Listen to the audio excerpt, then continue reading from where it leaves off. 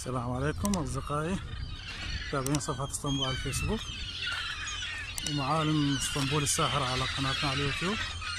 حاليا احنا في محافظة يلوى منطقة شنارجك على ساحل شنارجك.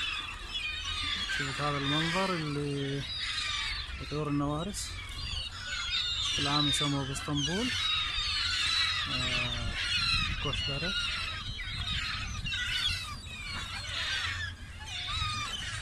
شوف هذا القط اللي تحين فرصة شافنا هرب.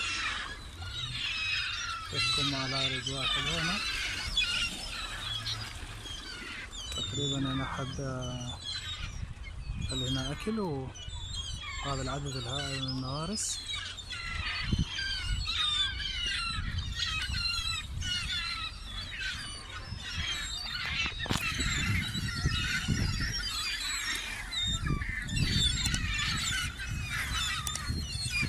نحاول نقرب عليهم.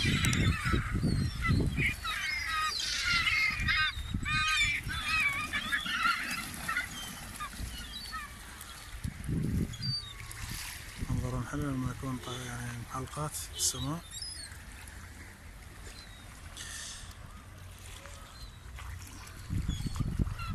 هاي المنطقة أغلبها تكون ساحلية.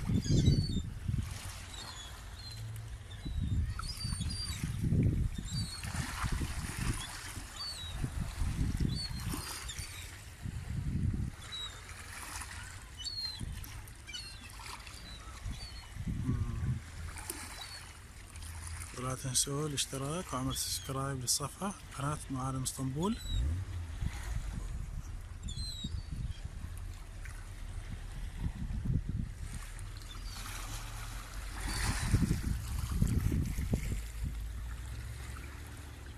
كمية الطيور نحاول نقربها شوي.